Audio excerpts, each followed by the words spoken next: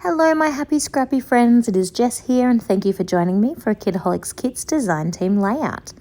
So for this layout I used the exclusive cut file that is the Lunar Eclipse and I knew as soon as I saw that striking blue colour study paper that I had to use the Eclipse for this particular background paper. It was just stunning. So I pulled out the sequence that we got in last month's kit and made a little shaker pocket with the moon because that's super fun. I actually just hand stitched my plastic on the front. It's just a Ziploc bag that I used. I hand stitched all the way around. That's the only way it's sealed, but it's working perfectly. It seems super secure and I'm really happy with it. And I didn't have to fiddle around with double-sided tape and foam tape and things like that because I always find that super tricky.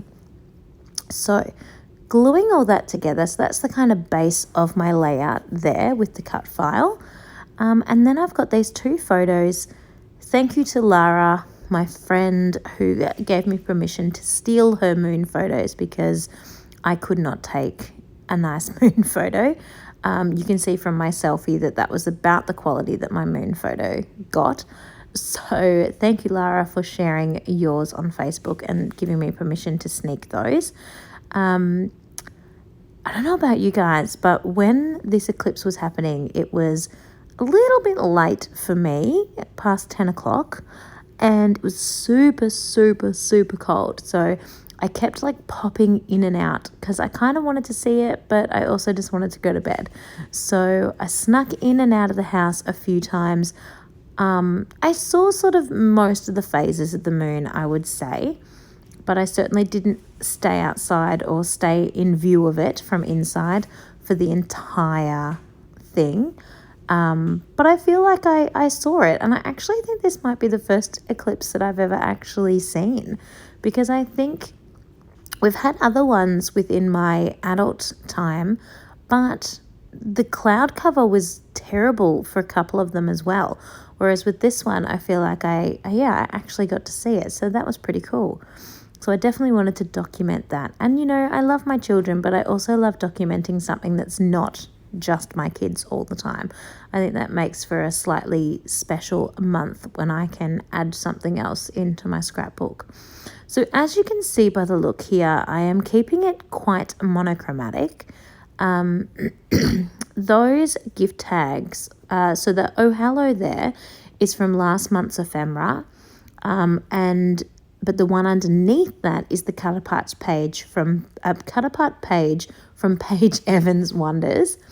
Also, that series of moons is also from last month's kit as well, with the packet of ephemera in that as well. But it was just perfect. How could I not use that? And then obviously I've got the Polaroid camera and the Bulldog clip from the Vicky Booten Colour Study ephemera. Here is the title I'm going to use. So the Truly Amazing is the little thickers that we got from the pink paisley thickers. And then I just pulled some black thickers from my stash and I'm simply writing Solar Eclipse. So Truly Amazing Solar Eclipse. I couldn't remember if this one had, like, you know, was it a blue moon or a red moon or I don't know. I don't know if it had a special title. So I just went with the word Solar Eclipse because it is one. Even if there is a more technical term for it, I was happy to go with that. And just fixing up my little F to turn it into an E here. I do definitely doctor my thickers because I want to try and use as many of them as I can, but doctoring for E's is constant. Why do they never put enough E's? Anyway, moving on. Obviously, one of those super cute arrows from the Vicky Booten.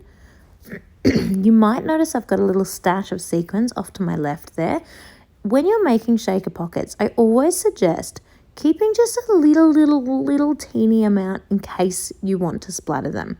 If you don't want to splatter them around, doesn't matter, you don't have to, but you have them.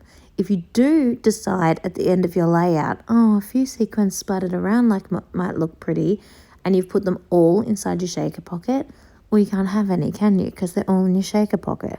So I definitely recommend just keeping a couple out so you can add those around the page if you feel like it's necessary. Now I do feel like it's necessary, and I'm going to add some of these around my page.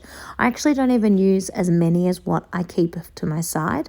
That was a bit too much, but I do just add a couple just to sort of carry that blue and sparkle around the page, and also it ties in the shaker pocket as well. You will notice in my close-up photos that there is a little bit of a difference in the entire layout.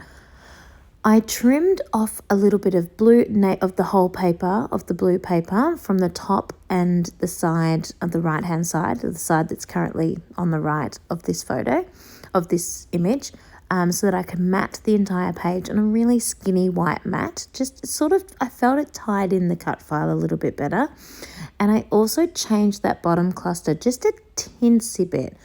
The strip of moons, I actually pulled that off a touch and just made it a little bit higher off the page so it's not touching the bottom of the blue. And I also put the side of the Polaroid on top of the "Oh Hello There" tag. Super little changes, but it really made a difference to how this layout came together. So I did want to add that to you. Just adds a little bit more white space and a little bit more sort of purpose around each of the clusters. So thank you so much for watching this video. I hope you have enjoyed my process video, and I will see you all next time.